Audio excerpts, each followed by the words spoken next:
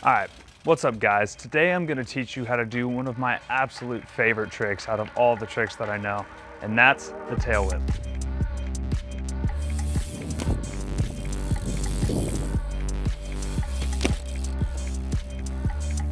So the best thing about a tail whip is it gets a lot of attention from anybody, unlike bar spins who you can throw in front of a bunch of people who have no idea about bikes and they're like, that doesn't look that hard. If you do a tail whip and they see the bike spinning around from under you, they're gonna think that's crazy and they're gonna think you're really good, even though they definitely are only a little bit harder than bar spins in my personal point of view.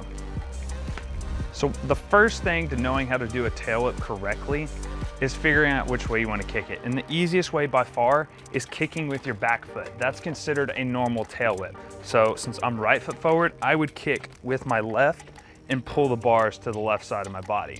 So I'd kick the bike that way and pull the front this way. That's going to help you spin it a lot faster. So same thing for the other way. If you're left foot forward, you'd want to kick with your right foot and then bring the bike to your right side. This will just make it a lot easier. You can learn it the other way. I know some people who did. You're just gonna have to do a lot more work with your arms if you try to kick with your front foot, just because it's a lot closer to your head tube. So it's gonna make it a lot harder to get the force to push it around, but it's definitely doable. So the first thing to learning tail whips is gonna be, you're gonna wanna have a solid flyout that you can learn this on. You can learn it hop, but it would take a super long time and I don't recommend that at all. I'd say either find a nice flyout or maybe even a little wedge to flat would be great, or just in grass out of a little bank. Any of those should be perfect. You just want a lot more air time than you'd get just doing it hop. So the first step to learning a tail whip is you're gonna wanna be really comfortable taking your feet off your bike. That's gonna have to be like nothing to you. So what you should be able to do is just go fly out and do a no footer, do cans, do no-footed cans. Knowing how to do any no-footed trick is gonna help you immensely because you're gonna know how to find your pedals. Knowing how to find your pedals is gonna make this way easier because whenever you do the tail whip, you're gonna have to catch it. You don't wanna hit it on the ground and then put your feet on. That's gonna make it way harder and a lot less consistent. So knowing how to do other no-footed tricks, you're already gonna have that idea in your head and that muscle memory of where to put your feet back on your bike. Because if you didn't do that, you could land here, you could land your foot behind, any of those, and it's gonna make it a lot harder to learn it. So I guarantee if you're here watching this video, you've already tried a few at the skate park, and this is what's happened every time you come out of the bowl. You just land over there and you kind of run out of it and you can't seem to get it any closer because either one, you're too scared, or you just can't really figure out what you're doing wrong. And there's two things. One, you're not committing to actually getting the bike back under you, which is because you're leaning way too far back out of the bowl. That's one of the things I constantly find myself doing. If I'm ever screwing up my tail whips, it's because I'm leaning super far back. Whenever you come out, you want to be able to pull those bars to your side, whichever way you kick it, and be able to keep your body right over your bike. All right, so once you're comfortable taking your feet off, doing no-footed tricks, you know which way you want to kick your whip, and you've already kind of messed around with a few, here's the most important step to learning how to tail whip. And I'm surprised more people don't do this because it literally gets exactly the training you need to get comfortable with it and to actually get the bike in the perfect position to rotate. And that's why I'm right here next to these benches. This is all you gotta do. This bench is definitely a little bit tall. If you have something a little bit shorter, you want something a little bit shorter than your top tube. This is about the position you need to do a tail whip. And all you gotta do is spin it. So one of the main issues I had when I first started learning tail whips is I always kept the bike in front of me and it looks like I was doing a downside tail whip, which is a big issue because I could not rotate the bike fast at all and it looked really awkward and my legs would just kind of suck up under me. Doing this helped fix all of that and it made my tail whips better almost instantly. And then I actually started catching them. I didn't bounce the bike and then put my feet on just by doing this step. So this is by far the most important tip that you can do.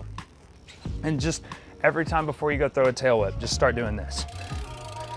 This is not only gonna get you trained to put your bike in a better position to kick it around faster, but then once you get used to doing this, then you can actually start jumping onto the pedals.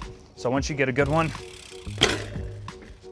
excuse that, my front tire's a little loose and I left my tools at home. So then once you get used to that, just go ahead and jump onto it. So you'll wanna do one little practice one real quick and then go for it.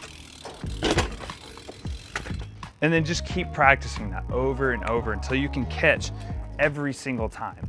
And then once you can do that every single time, you'll go fly out and do one, and you'll see how similar it really is. Because this is about the same body position you're gonna have whenever you're coming fly out. And honestly, guys, this is it. If you can just do this over and over and over again and catch every time, then it's gonna be so much easier when you come out of the bowl to visualize yourself doing it, see those pedals because you'll know what to look for, and then slap your feet on and clamp them together and then land.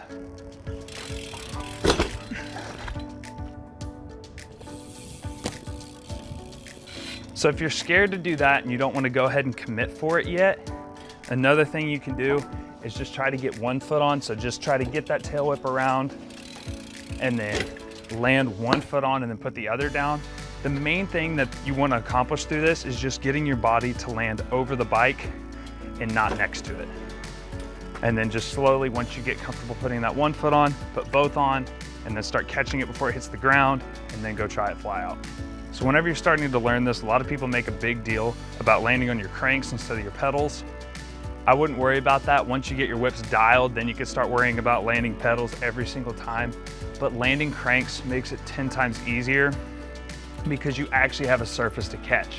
Whenever I'm coming around on my tail whips, I'll catch pretty much either my down tube, my seat tube, or like the side of my crank with this foot, and then just slap the other one on. So a lot of the times when I land my tail whips, it's kind of like this. My feet aren't directly on the pedals. Sometimes, yes, it'll happen by accident, but I just say get consistent tail whips and don't worry about the other. If you watch a lot of pro BMX riders, they'll catch cranks and then still throw bar spins after it.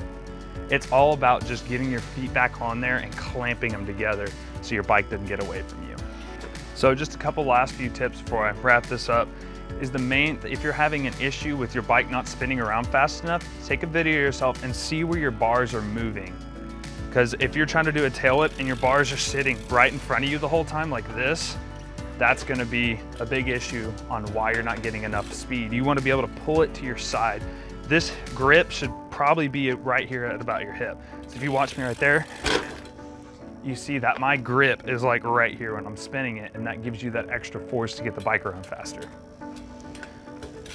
Also, don't do it on a very loose front wheel. I think my peg sleeve cracked and that's why it's doing that, but oh well. All right guys, and that about wraps it up for tail whips. If you have any clips of you doing tail whips and you can't figure out what's wrong, feel free to tag me on pretty much any social media. I have a Twitter, Instagram, Facebook. I'll put all those links down in the description. I'll take a look at it and let you know what I think.